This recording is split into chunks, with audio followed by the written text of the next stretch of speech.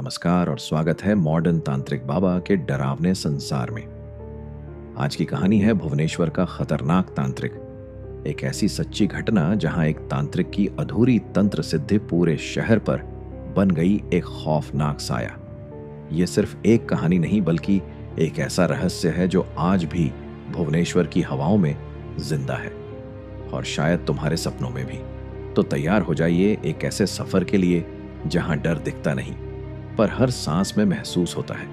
अगर आपको ऐसी रहस्यमयी और डरावनी कहानियां पसंद हैं तो चैनल को सब्सक्राइब जरूर करें, वीडियो को लाइक करें और नीचे कमेंट में जरूर बताएं कि आपको ये कहानी कैसी लगी।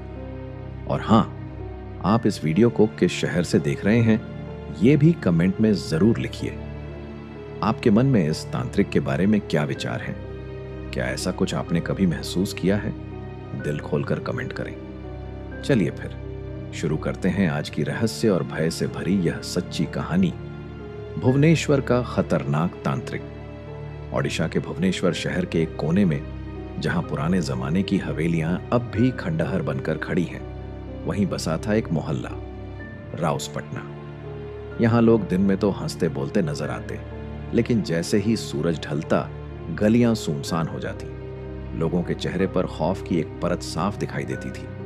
इस डर की वजह था तांत्रिक भैरवनाथ। कोई नहीं जानता था कि वो असल में कहां से आया, पर पिछले 4 सालों से वो उसी पुराने टूटे फूटे मंदिर के पीछे वाले खंडहर में रह रहा था। लोग कहते थे कि रात को वहां से अजीब सी आवाजें आती थीं, जानवरों की चीखें, मंत्रों की गूंज और कभी-कभी औरतों की दर्दनाक चीखें भी। शहर के कुछ लोग चुपचाप उसकी शरण में जाते थे, कोई नौकरी के लिए, कोई प्रेम को पाने के लिए, तो कोई दुश्मन को खत्म करवाने के लिए। लेकिन हर बार तांत्रिक भैरवनाथ कुछ न कुछ मांगता था, खून, बाल, नाखून या फिर कोई जीवित पक्षी। बदले में वो काला धागा बांधता या राख देता, और लोग, यकीन मानो, कहते कि उसका काम भी हो जाता। एक दिन की बात है, मोहल्ले के एक लड़के राजू की हालत अचानक बिगड़ गई। उसकी मां ने बताया कि उसने कुछ दिनों पहले भैरवनाथ के पास जाकर अपने बापू की नौकरी के लिए तांत्रिक विद्या करवाई थी। लेकिन अब राजू खुद ही डरावनी चीजें देखने लगा था। उसे सपने में कोई जलता हुआ आदमी दिखाई देता था जो उसे खींचने की कोशिश करता। मोहल्ले में यह बात आग की तरह फैल गई। सब डरे हुए थे, लेकिन कोई सामने बोलने को तैयार नहीं था। तभी एक बुजुर्ग आदमी, हरिहर भैया, जो पहले कभी तांत्रिक विद्या में रुचि रखते थे, बोले, भैरवनाथ कोई सामान्य इंसान नहीं है, वो काली सिद्धि के आखिरी चरण में है। अगर ये पूरी हो गई तो पूरा इलाका नरक बन जाएगा। रात को हरिहर भैया चुपचाप खंडहर की ओर बढ़े। उनके हाथ में कुछ पुराने तावीज और सफेद राई थी। जैसे ही वो मंदिर के पीछे पहुंचे, उन्होंने देखा कि भैरवनाथ आग के गोल घेरे में बैठा हुआ किसी मृत शरीर पर तंत्र क्रिया कर रहा है। वो जोर जोर से चिल्ला रहा था, काल रात्रि आओ, मुझे बल दो। हरिहर भैया ने बिना समय गंवाए राई उस घेरे में फेंकी और तावीज जोर से भैरवनाथ की तरफ उछाल दिया। अचानक सब कुछ थम गया। हवा रुक गई, आवाजें बंद हो गई और फिर एक तेज चीख हुई, मानो खुद मौत चिल्ला उठी हो। अगले दिन खंडहर खाली मिला। न भैरवनाथ था, न उसका सामान। बस जमीन पर एक काले धागे की लकीर और जले हुए तावीज पड़े थे। लोगों का कहना था कि भैरवनाथ खुद अपने ही तंत्र में फंस गया। कुछ लोगों ने उसकी आत्मा को वहां भटकते भी देखा। आज भी राउसपटना की गलियों में जब रात होती है तो लोग जल्दी जल्दी अपने दरवाजे बंद कर लेते हैं। कोई वहां से अकेले नहीं गुजरता, और वो टूटा हुआ मंदिर अब भी खड़ा है, खामोश, मगर जैसे किसी खौफनाक रहस्य को अपने सीने में दबाए हुए। राजू की हालत दिन ब दिन बिगड़ती जा रही थी। अब वो सिर्फ सपनों में ही नहीं, जागती आंखों से भी उस जलते हुए आदमी को देखने लगा था। उसकी आंखें गड्ढों में धंसती जा रही थीं, शरीर सूखकर कांटा बन गया था। उसकी मां घबराई हुई थी। हर मंदिर, हर डॉक्टर, हर झाड़ फूंक वाले के पास गई, लेकिन कोई फायदा नहीं हुआ। मोहल्ले में डर का माहौल फिर से गहराने लगा। लोग एक दूसरे से नजरें चुराकर बात करने लगे, जैसे सब कुछ जानते हों लेकिन कहने से डरते हों। एक रात राजू की मां मोहल्ले की एक बूढ़ी औरत के पास गई, जिसे सब झामोदाई कहते थे। झामोदाई ने एक बार फिर तांत्रिक भैरवनाथ का नाम लिया और कहा, बेटा तो उसी के पेंच में फंस गया है, अब उसे छुड़ाना आसान नहीं। उसकी आत्मा अब भैरवनाथ की ताकत बन चुकी है। यह सुनकर राजू की मां बेहोश हो गई। उसी रात कुछ लड़के जो पहले तांत्रिक के पास जा चुके थे, चुपके से उस खंडहर तक गए। उन्होंने देखा कि वहां अब भी चिता की राख पड़ी थी और दीवारों पर काले रंग से कुछ अजीब सी आकृतियां बनी थी। उनमें से एक आकृति राजू से मिलती जुलती थी, जो दीवार पर खुदी हुई थी, जैसे किसी ने उसे वहां कैद कर दिया हो। तभी अचानक एक ठंडी हवा का झोंका आया और सबके मोबाइल बंद हो गए। अंधेरे में किसी के कराहने की आवाज आई। कोई पुकार रहा था, मुझे बचा लो। डर के मारे सब भाग खड़े हुए। अगली सुबह जब मोहल्ले वाले वहां पहुंचे तो देखा कि दीवार की वो आकृति गायब थी, लेकिन पास ही एक ताजा खुदी हुई कब्रनुमा जगह थी और उस पर तांत्रिक मंत्रों की राख पड़ी हुई थी। कुछ समझ नहीं आया कि क्या हुआ, लेकिन उसी दिन से राजू की हालत अचानक सुधरने लगी। उसकी आंखों में फिर से रोशनी लौटने लगी और कुछ दिनों में वो चलने फिरने भी लगा।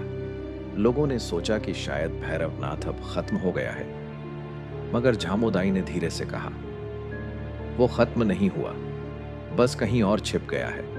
तंत्र की दुनिया में कोई मरता नहीं, वो बस दूसरी शक्ल में लौटता है। उस रात फिर मंदिर के पीछे से किसी के मंत्र पढ़ने की धीमी आवाज आई और फिर सन्नाटा। आज भी जब हवा चलती है और मंदिर के पीछे पत्ते सरसराते हैं तो लोग खिड़कियां बंद कर लेते हैं। बच्चे डर के मारे जल्दी सो जाते हैं और कोई अगर गलती से उस रास्ते पर चला जाए तो उसके पीछे धीमे कदमों की आवाज सुनाई देती है, जैसे कोई अदृश्य साया अब भी ताक में हो। भुवनेश्वर का वो तांत्रिक शायद गया नहीं, वो अब भी यहीं कहीं है, बस अपनी अगली सिद्ध की तलाश में। रातें अब पहले से भी ज्यादा डरावनी हो गई थी। कुछ लोगों ने कहना शुरू कर दिया था कि भैरवनाथ वापस आ गया है। मोहल्ले के बाहर वाले इलाके में रहने वाली एक बुजुर्ग औरत की अचानक मौत हो गई थी। किसी ने उसकी चीख नहीं सुनी, लेकिन सुबह जब उसका बेटा उसे चाय देने गया तो उसने देखा कि उसकी मां की आंखें खुली हुई थीं, लेकिन पूरी तरह सफेद, जैसे किसी ने उसकी आत्मा खींच ली हो। उसके होंठों पर राख की एक पतली परत चिपकी हुई थी। डॉक्टर आए, पुलिस आई, पर कोई कुछ समझ नहीं पाया। रिपोर्ट में कुछ नहीं निकला, मगर जामोदाई को सब कुछ समझ आ गया था। उसने कहा, भैरवनाथ फिर से बलि दे रहा है, लेकिन अब वो इंसानी शरीर में नहीं रहा। वो अब एक छाया बन चुका है, एक साया जो बिना शरीर के भी तंत्र सिद्ध कर सकता है। इसी बीच राजू ने भी कुछ अजीब महसूस करना शुरू कर दिया। उसके सपनों में अब वो जलता हुआ आदमी नहीं आता था, बल्कि एक और चेहरा दिखता था। अधजली दाढ़ी, आंखों में गहरा अंधेरा और माथे पर कोई अजीब सा निशान। वो चेहरा हर बार कुछ फुसफुसाता, मेरे लिए एक और बलि अधूरी है, तेरा ही समय है अगला। राजू डर कर जाग जाता, लेकिन उसे यकीन हो गया था कि तांत्रिक कहीं न कहीं आसपास ही है और अब उसे ही फिर से अपना माध्यम बना रहा है। झामोदाई ने एक पुरानी लोहे की छड़ी राजू को दी और कहा, अगर वो फिर आए तो इससे गोदी में मार देना, साया टूटा तो वो फंस जाएगा। उसी रात बिजली चली गई। पूरा मोहल्ला अंधेरे में डूबा हुआ था। राजू की मां पानी भरने बाहर निकली ही थी कि उसे किसी के चलने की आवाज आई, जैसे नंगे पैर कोई गीली जमीन पर चल रहा हो। उसने पलट कर देखा तो कोई नहीं था, लेकिन जमीन पर जलते हुए पैर के निशान उभरने लगे थे। वो डर से कांप गई और घर की ओर भागी। घर में राजू अकेला था। जैसे ही उसकी मां दरवाजा खोलकर भीतर आई, उसने देखा कि राजू फर्श पर बैठा है और हवा में किसी से बात कर रहा है। उसका चेहरा शांत था, लेकिन आंखें फिर से गड्ढों में समा रही थीं। तभी अचानक छत की बल्ब झपकने लगी और एक काली आकृति कमरे में उभर आई। वो आकृति धीरे धीरे जमीन से उठकर हवा में तैरने लगी और राजू के ऊपर मंडराने लगी। राजू की मां चीख पड़ी। तभी राजू ने झामोदाई की दी हुई लोहे की छड़ी उठाई और बिना कुछ बोले वो छाया पर झपट पड़ा। जैसे ही छड़ी उसके आर पार हुई, एक जोरदार धमाका हुआ। पूरा कमरा हिल गया, खिड़कियां टूट गईं, दरवाजे खुद ब खुद बंद हो गए। बाहर लोग इकट्ठा होने लगे। सबने देखा कि राजू का घर धुएं से घिर गया है और उस धुएं में किसी की चीखें गूंज रही हैं। वही मंत्र, वही आवाज, काल रात्रि। अधूरा रह गया, मैं लौटूंगा। जब सब शांत हुआ तो राजू बेहोश पड़ा था, लेकिन अब उसका चेहरा फिर से सामान्य था। आंखें बंद, सांसें धीरे धीरे चल रही थीं। तांत्रिक की छाया उस रात गायब हो गई, मगर मोहल्ले में सबने समझ लिया कि उसने सिर्फ हार मानी है, मरा नहीं है। झामुदाई ने कहा, साया अब किसी और शरीर की तलाश में निकला है, और जब उसे अगला माध्यम मिलेगा वो फिर लौटेगा, और तब शायद कोई राजू उसे रोक न पाए। मंदिर के पीछे अब भी वो खंडहर वैसा ही पड़ा है, बस अब वहां जाने की हिम्मत कोई नहीं करता। जो भी वहां से गुजरता है उसे लगता है जैसे कोई अदृश्य नजरें उसे घूर रही हों, जैसे वो तांत्रिक अब भी वहीं बैठा हो, किसी और की आहट का इंतजार करते हुए। कुछ दिनों तक सब शांत रहा। राजू धीरे धीरे ठीक होने लगा। मोहल्ले में लोगों ने राहत की सांस ली, मगर ये राहत अधूरी थी। रातें अब भी वैसी ही भारी थीं, और मंदिर के पीछे की खामोशी और भी गहरी हो गई थी, जैसे वहां कुछ इंतजार में हो। एक दिन मोहल्ले में एक नई फैमिली आई, जो सामने वाली खाली हवेली में रहने लगी। उनके साथ एक छोटा लड़का था, नाम था अयान। अयान एकदम चुपचाप सा बच्चा था, किसी से बात नहीं करता, बस दिन भर छत पर बैठकर मंदिर की ओर देखा करता। उसकी मां को लगा कि शायद नई जगह है, थोड़ा घबरा रहा है, लेकिन अगले ही हफ्ते से अयान अजीब बर्ताव करने लगा। वो रात को उठकर छत पर चला जाता और अक्सर फुसफुसाते हुए कुछ बोलता रहता। एक दिन उसकी मां ने सुना कि वो कह रहा था, मैं तैयार हूं, अगली सिद्धि पूरी करनी है। अयान की मां डर गई। उसने झामुदाई को बुलाया। दाई ने अयान की आंखों में झांकते ही कहा, यह बच्चा अब सिर्फ बच्चा नहीं रहा, इसमें कोई और समा गया है, साया लौट आया है। यह सुनकर पूरे मोहल्ले में फिर से डर का माहौल फैल गया।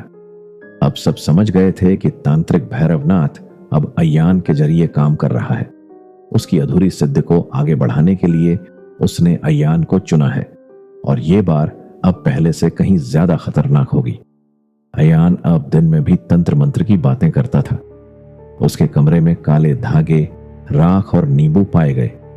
एक दिन वो मोहल्ले के कुत्ते को पकड़कर छत पर ले गया, और वहां कुछ करने ही वाला था कि झामुदाई और कुछ मोहल्ले वाले पहुंच गए।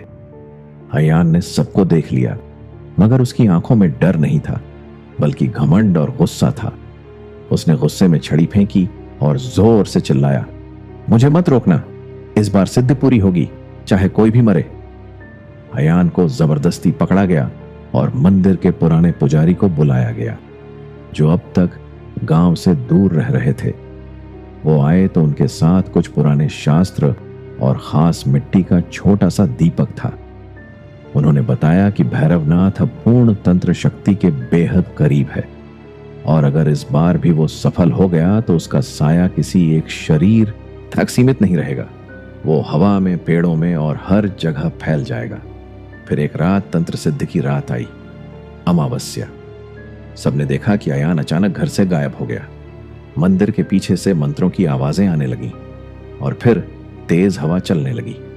झामुदाई और पुजारी उस ओर दौड़े। वहां देखा कि अयान आग के गोले के बीच बैठा था। उसकी आंखें जल रही थीं और वो कुछ अजीब भाषा में बोल रहा था। पुजारी ने मिट्टी का दीपक जलाकर मंत्र पढ़ने शुरू किए। तेज हवा में दीपक बुझता रहा, मगर पुजारी डटे रहे। अयान की चीखें आसमान फाड़ने लगीं, और फिर एक जोरदार धमाके के साथ सब कुछ रुक गया। जब धुआं छटा तो अयान बेहोश पड़ा था। उसकी नाक से खून निकल रहा था, और उसके हाथ में वो काले धागे का बंडल जला हुआ पड़ा था। इस बार मंदिर के खंडहर में कुछ बदल गया था। दीवारों पर जो आकृतियां थीं वो गायब हो गईं। फर्श पर तांत्रिक चक्र की रेखाएं टूटी हुई थीं, जैसे किसी ने उनका बल छीन लिया हो। पुजारी ने कहा, इस बार साया कमजोर हुआ है, लेकिन खत्म नहीं। अगली अमावस्या को फिर लौट सकता है। मोहल्ले में लोग अब सावधान रहने लगे हैं। झामुदाई हर महीने दीप जलाकर खंडहर के चारों ओर रक्षा करती हैं। अयान अब ठीक है, मगर कभी कभी चुपचाप मंदिर की तरफ देखने लगता है, और उसकी आंखों में वही पुरानी आग झलकने लगती है, जैसे कोई अंदर से फिर जागने की कोशिश कर रहा हो। तांत्रिक भैरवनाथ की कहानी यहीं खत्म नहीं होती। वो साया अब भी हवा में है, और अगला माध्यम कभी भी किसी के भी घर में जन्म ले सकता है। अयान अब स्कूल जाने लगा था। पहले की तरह हंसने बोलने भी लगा था, लेकिन मोहल्ले वालों की नजरें उस पर टिकी रहती थीं। सबके मन में डर था कि कहीं फिर से वही न दोहराया जाए। उसकी मां अब भी हर रात उसके कमरे में दीपक जलाकर सोती। कभी कुछ राम नाम बड़बड़ाती रहती, तो कभी खिड़की से बाहर झांकती जैसे कोई आ रहा हो। फिर एक शाम अयान घर से अचानक गायब हो गया। उसकी मां चिल्लाती हुई मोहल्ले में दौड़ी, लेकिन कोई सुराग नहीं मिला। झामोदाई ने मिट्टी उठाकर सूंघी और बोली, ये साया फिर लौट आया है, लेकिन अब ये खेल अकेले अयान का नहीं, ये मोहल्ले की हवा में घुल चुका है। उसी रात एक और बच्चा सौरभ, जो मोहल्ले में ही 2 गली छोड़कर रहता था, अचानक सोते सोते खड़ा हो गया और छत की ओर चल पड़ा। उसकी आंखें बंद थीं, मगर चेहरा शांत था, जैसे कोई और उसे चला रहा हो। घर वालों ने सोचा शायद नींद में है, लेकिन जब उसने छत पर जाकर जमीन पर राख से गोल चक्र बनाना शुरू किया तो सब चीख पड़े। कुछ ही देर में मोहल्ले के 3 और बच्चों में ऐसे ही लक्षण दिखने लगे। सबको समझ आ गया कि अब तांत्रिक भैरवनाथ कोई एक माध्यम नहीं ढूंढ रहा, अब वो पूरे मोहल्ले को अपनी तंत्र सिद्ध का मैदान बना चुका है। हर दीवार, हर खिड़की, हर छत अब उसकी निगरानी में थी। पुजारी ने कहा, अब ये कोई सामान्य साया नहीं रहा, ये अब तांत्रिक चेतना बन चुका है। ये हवा की तरह फैल चुका है। जब तक इसे किसी शक्तिशाली स्रोत में बांधा नहीं जाता, ये यूं ही लोगों पर हावी होता रहेगा। झामोदाई ने अपनी आखिरी विद्या के बारे में बताया, शून्य विधि, जिसमें उस चेतना को एक खाली लोहे के पात्र में कैद किया जा सकता है, लेकिन उसे करने के लिए किसी को खुद उस चेतना के बहुत नजदीक जाना होगा। राजू ने चुपचाप झामोदाई की तरफ देखा और कहा, मैं जाऊंगा। राजू अब बड़ा हो चुका था। वो सब कुछ झेल चुका था और अब समझ चुका था कि अगर उसने कुछ नहीं किया तो ये सब कभी खत्म नहीं होगा। अमावस्या की रात तय हुई। पुराना मंदिर फिर से तैयार किया गया। उसी खंडहर के बीच एक लोहा जड़ा हुआ पात्र रखा गया। राजू ने ताबीज पहना, भस्म लगाई और अकेला वहां बैठ गया। धीरे धीरे हवा तेज होने लगी। मंदिर की दीवारें थरथराने लगीं और फिर हवा में भैरवनाथ की वही डरावनी आवाज गूंजने लगी, तू फिर आया है राजू, इस बार तुझे ही साध लूंगा। राजू की आंखें बंद थीं, पर उसका माथा शांत था। उसने मंत्र पढ़ना शुरू किया। धीरे धीरे लोहा गर्म होने लगा और धुएं में आकृति बनने लगी। वो आकृति कोई इंसान नहीं थी, वो आग, राख और हड्डियों का मिलाजुला साया था। वो झपट पड़ा राजू की तरफ, लेकिन जैसे ही उसने हमला किया, राजू ने वो पात्र उसके ऊपर झोंक दिया। एक जोरदार धमाके के साथ पूरी जमीन कांप गई और साया उस पात्र के अंदर समा गया। आवाजें गूंजती रहीं, मैं फिर लौटूंगा, यह सिर्फ विराम है। सवेरा हुआ तो मंदिर शांत था। राजू मूर्छित पड़ा था, लेकिन जीवित था। झामोदाई और पुजारी ने मिलकर उस पात्र को 7 ताले लगाकर जमीन में गाड़ दिया और उसके ऊपर शुद्ध गंगा जल छिड़का। आज भी वो जगह खाली पड़ी है, वहां अब कोई नहीं जाता। उस जमीन को लोग शून्य बिंदु कहते हैं। अयान अब बड़ा हो चुका है, पढ़ाई में लगा है, पर कभी कभी वो सपनों में मंदिर के पीछे खंडहर देखता है और उसमें एक आवाज गूंजती है, मेरा समय फिर आएगा और अगली बार मैं सिर्फ तंत्र नहीं, मृत्यु बनकर लौटूंगा।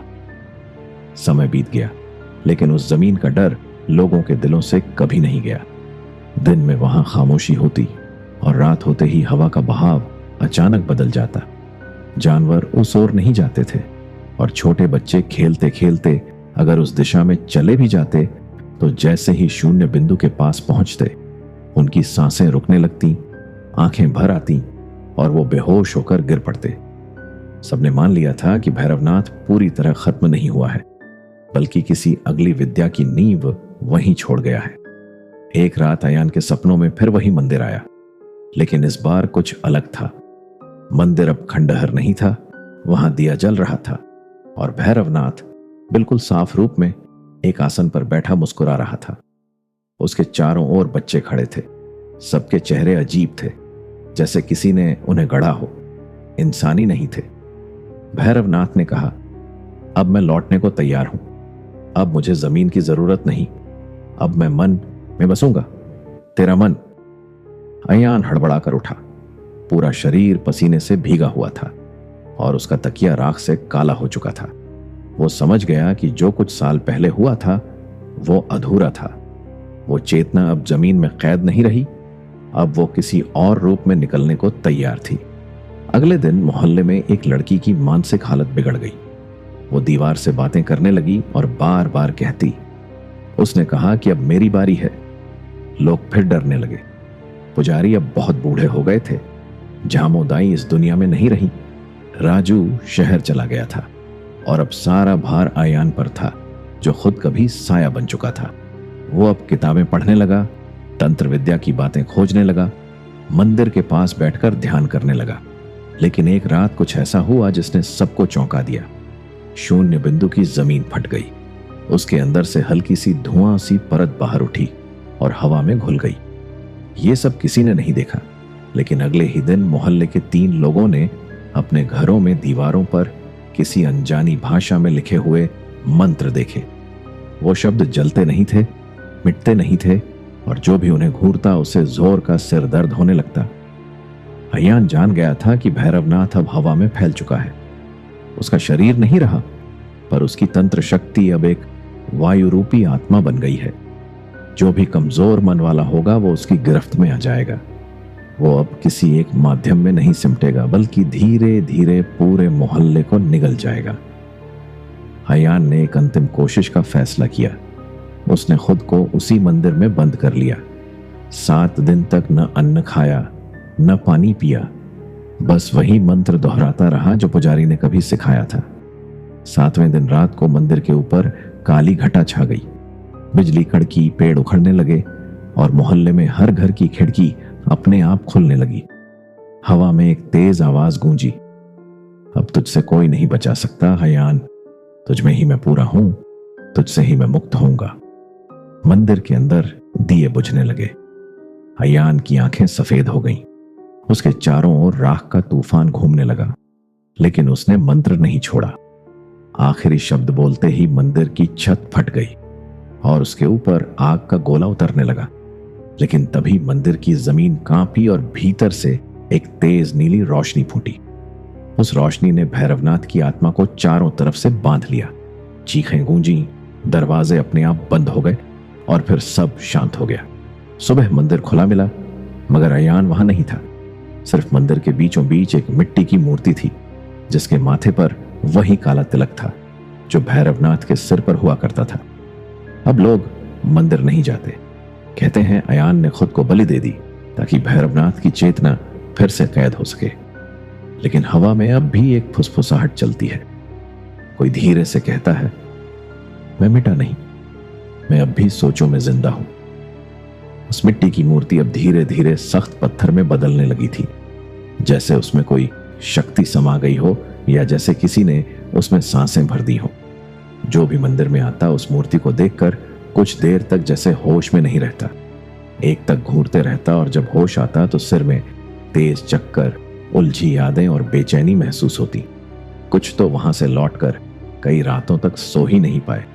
उनकी नींद में वही चेहरा आता, आधा अयान आधा भैरवनाथ। मोहल्ले में अब एक अजीब सी बात हो रही थी। लोगों को अपने घरों में तांत्रिक चक्र की आकृतियां दिखने लगी थीं। कभी दीवार पर धूल में, कभी पानी में। एक बच्चा तो स्कूल से लौटते वक्त अपने आप बोलने लगा, मैं कुछ अधूरा छोड़ आया हूं, मुझे फिर से वहां जाना है। उसकी मां उसे खींचते हुए घर ले गई, लेकिन वो लगातार मंदिर की ओर इशारा करता रहा। धीरे धीरे यह बात पूरे शहर में फैलने लगी। कुछ लोग भुवनेश्वर के उस मंदिर में दर्शन को आने लगे, कुछ शुद्ध आस्था से और कुछ सिर्फ डर की वजह से। लेकिन जो भी वहां गया वो जैसे कोई बोझ लेके लौटा। एक अनकहा डर, एक चुप्पी जो वक्त के साथ गहराती चली जाती थी। एक बार एक दिल्ली का फिल्म मेकर अपनी टीम लेकर उस मंदिर पर डॉक्यूमेंट्री शूट करने आया। उसने कैमरे लगवाए, ड्रोन उड़वाया और मूर्ति के बेहद करीब जाकर वीडियो रिकॉर्ड करने की कोशिश की। लेकिन कैमरे की हर फुटेज या तो जल गई या उसमें सिर्फ धुंध दिखी। लेकिन जब उसने रात को होटल लौटकर कैमरे का लेंस साफ करते हुए एक लास्ट क्लिप देखी, तो उसमें कुछ ऐसा दिखा जिसने उसकी रूह हिला दी। फुटेज में दिखा वही पत्थर की मूर्ति धीरे धीरे मुस्कुरा रही थी और फिर उसकी आंखों में हल्की सी हलचल हुई। अगले दिन वो फिल्म मेकर पागल हो गया। उसे अस्पताल में भर्ती किया गया और वहां दीवारों पर उसने उसी भाषा में कुछ लिखना शुरू किया जो पहले अय्यान के सपने में आई थी। लोग अब समझ गए कि वो चेतना अब मूर्ति में कैद नहीं है, बल्कि उस मूर्ति को माध्यम बनाकर हवा में, ध्वनि में और शायद सपनों में भी फैल रही है। यह कोई साधारण तांत्रिक की आत्मा नहीं रही। यह अब एक विचार बन चुका है जो हवा में घुला है, जो सांसों से भीतर जाता है और मन की सबसे अंधेरी कोठरी में बैठ जाता है। कुछ रातों से फिर मंदिर के पास अजीब हरकतें होने लगी थीं। कई बार लोगों ने देखा कि रात के वक्त मंदिर में बिना दिया जलाए हल्की सी रोशनी होती है, जैसे कोई वहां पूजा कर रहा हो, लेकिन अंदर जाने की किसी की हिम्मत नहीं हुई। एक रात अचानक शहर के कई हिस्सों में एक साथ बिजली चली गई। हवा इतनी तेज चली कि पेड़ उखड़ गए और एक ही वक्त में कई घरों में लोगों ने देखा कि उनकी दीवारों पर वही आकृति उभर आई थी। एक चेहरा जिसमें न पूरी तरह अय्यान था, न पूरी तरह भैरवनाथ, कुछ मिला जुला एक नई शक्ति का प्रारंभ। अब लोग इसे तांत्रिक आत्मा नहीं बल्कि तांत्रिक संक्रमण कहने लगे थे। ये अब एक स्थान पर नहीं था, ये अब मन में फैल रहा था, एक मन से दूसरे मन में। जो जितना अधिक डरता वो उतनी जल्दी इसका शिकार हो जाता। और कहते हैं एक दिन वो मूर्ति अचानक मंदिर से गायब हो गई।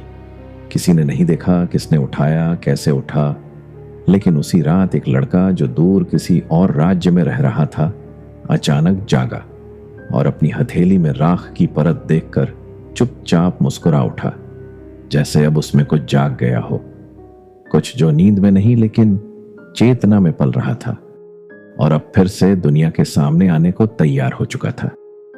जिस दिन मंदिर से मूर्ति गायब हुई, पूरे भुवनेश्वर की हवा बदल गई। गर्मियों के बावजूद शहर में ठंडक सी फैल गई थी और हर इंसान के भीतर एक अनजानी बेचैनी उठने लगी थी, जैसे कुछ बड़ा घट चुका है, मगर किसी को ठीक ठीक समझ नहीं आ रहा था कि क्या। अय्यान की मां, जो अब तक शांत थी, उस रात अचानक चीख पड़ी। उसने सपना देखा था कि अय्यान किसी सुनसान जगह पर खड़ा है। उसके सामने एक बड़ा सा पत्थर रखा है और पत्थर के अंदर से धुआं बाहर आ रहा है। अय्यान बस खड़ा है, मुस्कुरा रहा है और उसके पीछे वही काली परछाई जो पहले सिर्फ सपना थी, अब जैसे हकीकत बन चुकी थी। मोहल्ले में उसी रात 3 जानवर एक साथ मरे पाए गए। किसी ने काटा नहीं था, बस उनके मुंह खुले थे और आंखें ऊपर की ओर पलटी हुई थीं, जैसे किसी भयानक डर ने उनकी सांसें छीन ली हों। अगले दिन शहर में अजीब खबर फैली। एक स्कूल के 5 बच्चे क्लास के बीच में अचानक चुप हो गए और कुछ देर बाद एक साथ एक ही बात बोले, मैं लौट आया हूं, यह शरीर अब मेरा है। सबके चेहरे एक जैसे थे, जैसे किसी ने उन्हें एक ही सांचे में ढाल दिया हो। पुलिस आई, डॉक्टर आए, लेकिन किसी को कुछ समझ नहीं आया। बच्चों को बेहोशी की हालत में घर भेज दिया गया, लेकिन मोहल्ले वालों को यकीन हो गया कि अब जो लौट रहा है वो सिर्फ भैरवनाथ नहीं है, वो अब कोई रूप नहीं रखता, वो अब सिर्फ एक भावना बन चुका है, भय जो मन के भीतर बैठ चुका है। राजू, जो अब भुवनेश्वर से बहुत दूर किसी आश्रम में तपस्या कर रहा था, उसे उसी रात एक झटका लगा। उसका शरीर कांपने लगा। उसकी आंखों के सामने वो पुराना मंदिर आया और फिर अय्यान का चेहरा, मगर वो अय्यान नहीं था। उसकी आंखों में वही गहराई थी जो भैरवनाथ में हुआ करती थी। एक पल के लिए सब धुंधला हो गया और फिर कोई धीमी आवाज उसके कानों में गूंजने लगी, तेरे अंदर की शक्ति ही मेरी अगली सीढ़ी है, अब तू ही मेरा साधन बनेगा। राजू उस रात सो नहीं पाया। वो समझ चुका था कि अब कोई एक इंसान इस ताकत को नहीं रोक सकता। अब ये एक सामाजिक रोग की तरह फैल चुका है। हर वो इंसान जिसके भीतर डर है, पश्चाताप है या इच्छाएं हैं, वो इसका शिकार बन सकता है। और अय्यान अब वो कहीं नहीं था, किसी को नहीं मिला, लेकिन शहर के अलग अलग कोनों से एक ही चीज की सूचना मिल रही थी। लोग सपनों में उसी चेहरे को देख रहे थे, आधा मासूम, आधा दुष्ट। एक पुजारी जो पहले कभी भैरवनाथ का शिष्य रहा था, उसने एक दिन अपने कमरे की दीवार पर वही पुराना तांत्रिक यंत्र देखा जो सिर्फ उस मंदिर में था। डर के मारे उसने खुद को आग लगा ली, लेकिन मरते मरते बस इतना कह पाया, अब वो तत्व बन चुका है। वो सिर्फ हवा नहीं, वो अब हमारे भीतर की आवाज बन चुका है। मोहल्ले की दीवारों पर फिर वही अनजान भाषा उभरने लगी। बच्चों की खिलौनों से बातें करने की आदतें अब साफ निर्देशों में बदल गई थीं। एक बच्ची ने अपनी मां से कहा, मुझे मंदिर ले चलो ना, मुझे वहां से कुछ लेना है, उसने बुलाया है। शहर में अब धीरे धीरे ये बात फैलने लगी कि भुवनेश्वर के उस पुराने मंदिर से कुछ छूटा है। कोई प्राचीन शक्ति जो अब हर दिल में दस्तक दे रही है, हर मन में सवाल उठा रही है, और जो डर से जितना दूर भागता है वो उतना ही उसकी गिरफ्त में आता है।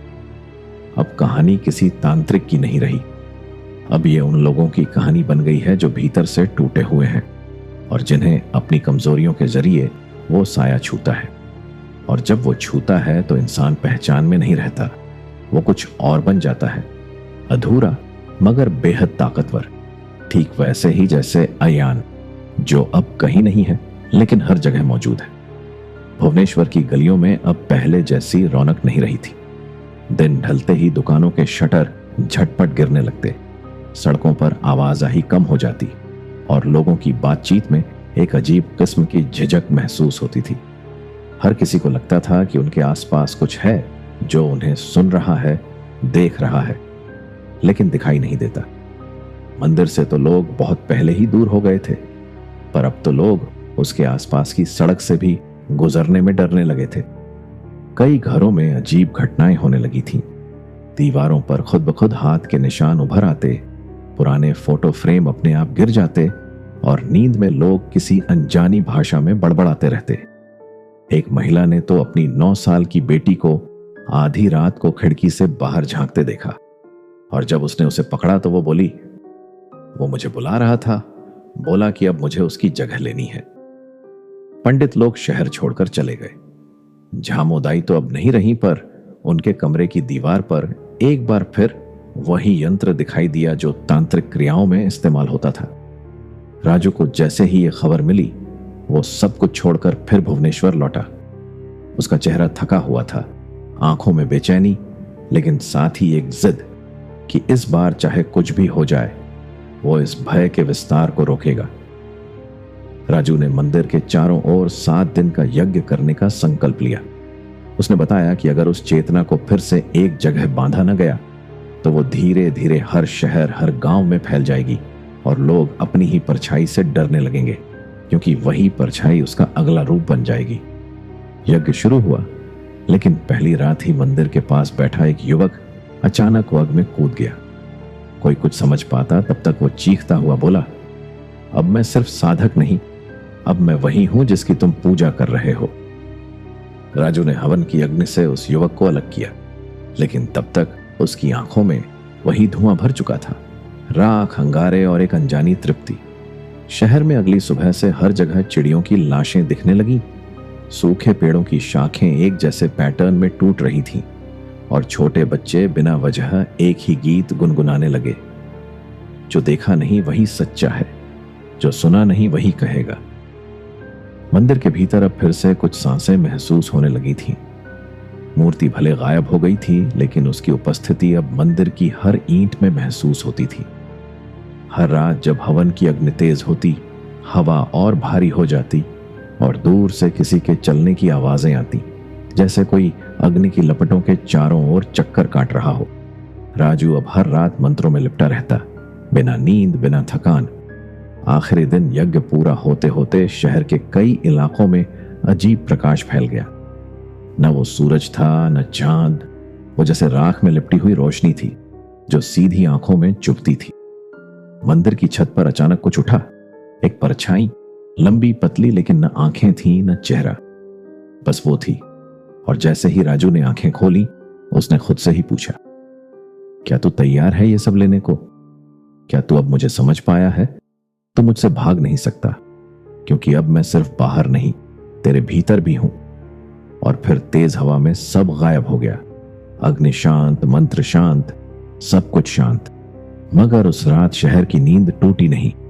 हर घर में एक सपना आया, मंदिर की सीढ़ियां, एक अधूरी मूर्ति और एक बच्चा जो मुस्कुराते हुए कह रहा था, अब सब मेरे साथ है, अब मुझे किसी माध्यम की जरूरत नहीं, अब हर मन मेरा मंदिर है। और तब से आज तक भुवनेश्वर में न कोई मंदिर जाता है, न कोई डर के बारे में बात करता है। लेकिन अगर आप ध्यान से देखें तो वहां के लोगों की आंखों में कुछ अलग सा है, जैसे किसी ने अंदर कुछ बो दिया हो, जो बोलता नहीं पर हमेशा सुन रहा होता है। उस रात के बाद भुवनेश्वर का मौसम बदल गया। हवा में एक अजीब सी गंध बस गई थी, जो न सड़न की थी न किसी धूप की, बस कुछ ऐसा जो शरीर के रोम रोम में घुसकर अंदर तक कांप पैदा कर दे। लोगों ने इसे मौसम का असर मानकर नजरअंदाज किया, लेकिन असल में यह उसी चेतना का विस्तार था जो अब शब्दों, आवाजों और यहां तक कि सूंघने की इंद्रियों में भी उतरने लगी थी।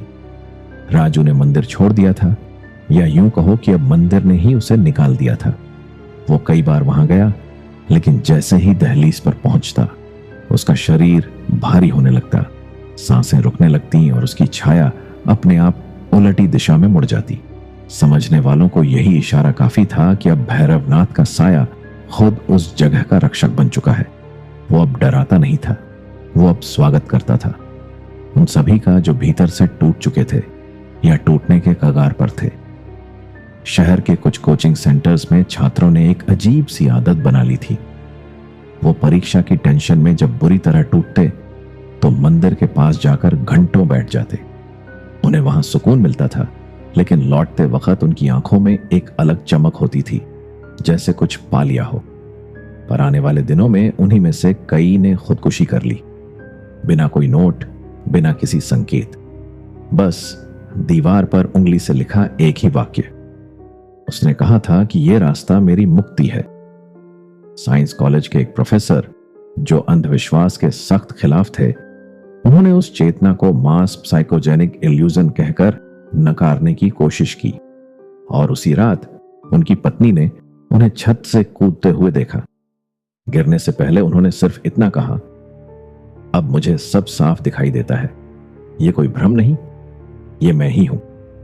एक छोटी लड़की 4 साल की हर सुबह उठते ही मिट्टी में कुछ आकृतियां बनाती थी। उसकी मां ने ध्यान दिया तो पाया कि वो वही यंत्र बना रही है जो तांत्रिक भैरवनाथ की सिद्धियों में इस्तेमाल होता था। किसी ने सिखाया नहीं था, उसने देखा भी नहीं था, मगर उसका हाथ खुद ब खुद वो रेखाएं खींचता चला जाता। एक दिन उसने अचानक कहा, मैं अब बच्ची नहीं हूं, मुझे फिर से वहां जाना है जहां से मैं अधूरी लौटी थी। इस चेतना की सबसे खतरनाक बात यही थी कि ये किसी एक शरीर, नाम या धर्म की मोहताज नहीं रही। ये अब बहती हवा की तरह थी, जो हर जगह घुस सकती थी, हर दिमाग में घर बना सकती थी, जो जितना खाली था उतना ही जल्दी भर जाता था इससे। कहते हैं एक रात शहर की सारी घड़ियां एक साथ रुक गई थीं, रात के 3:33 पर। उसी वक्त एक आदमी जो रेलवे स्टेशन पर खड़ा था, उसने देखा कि प्लेटफॉर्म के बीचों बीच खड़ा एक बच्चा उसकी ओर देख रहा है। उसकी आंखों में कोई रोशनी नहीं थी, पर चेहरा किसी जाना पहचाना सा लग रहा था। वो बच्चा धीरे धीरे उसकी ओर बढ़ा और सिर्फ इतना बोला, अब वक्त नहीं चलता, अब जो चलेगा वो मैं हूं। अगले दिन स्टेशन पर उस आदमी का जला हुआ शव मिला, लेकिन सबसे अजीब बात थी, उसके पास की दीवार पर राख से लिखा हुआ वही मंत्र जो कभी मंदिर की दीवारों पर हुआ करता था। अब भुवनेश्वर के लोग बोलते नहीं, बस देखते हैं। उनकी खामोशी में डर नहीं, एक तरह की स्वीकृति है, जैसे अब वो सब समझ चुके हैं कि ये लड़ाई अब रुकने वाली नहीं, और न ही इसे कोई एक इंसान रोक सकता है। अब हर सोच, हर स्वप्न, हर असहाय क्षण में एक साया बैठा है, जो बोलता नहीं पर हर बात सुनता है। और शायद यही उसका सबसे घातक रूप है, जब वो दिखना बंद कर दे और महसूस होना शुरू हो जाए, जब डर बाहर नहीं भीतर घर बना ले और हर इंसान खुद एक चलती फिरती मूर्ति बन जाए, उस अधूरी सिद्धि की जो अब हर आत्मा में पूरी हो रही है, धीरे धीरे, चुपचाप मगर अटल। भुवनेश्वर अब एक शहर नहीं, एक भावना बन चुका था, एक ऐसी जगह जहां डर सिर्फ डर नहीं था, बल्कि एक जीवंत शक्ति थी जो सांस लेती थी, सोती नहीं थी और हर खाली मन को अपना घर बना लेती थी। मंदिर अब सिर्फ एक ढांचा नहीं रहा, वो अब उन लोगों की आंखों में था जो कुछ खो चुके थे और उन सपनों में जो अधूरे रह गए थे।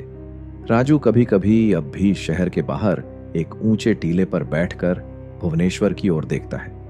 उसकी आंखें बुझी नहीं हैं, पर उनमें कोई चमक भी नहीं बची। वो जानता है कि वो जीत नहीं पाया, न ही हार सका, बस समय के एक ऐसे चक्र में फंस चुका है जहां हर चीज दोहराई जाती है, डर भी, मृत्यु भी और वो साया भी।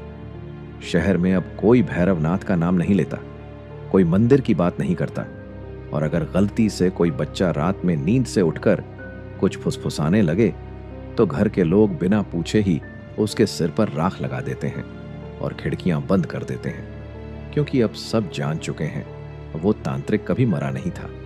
वो अब हर उस इंसान में जिंदा है जिसने कभी कुछ पाने की जिद में खुद को खो दिया। और अब शायद अगला नंबर तुम्हारा हो। कहानी समाप्त होती है, पर डर अभी बाकी है। प्रेजेंटेड बाय मॉडर्न तांत्रिक बाबा। कहानी पसंद आई तो चैनल को सब्सक्राइब करें, लाइक करें और कमेंट में जरूर बताएं कि आपको सबसे डरावना हिस्सा कौन सा लगा। और हाँ, अगली कहानी किस शहर से होनी चाहिए ये भी कमेंट में लिखना न भूलें।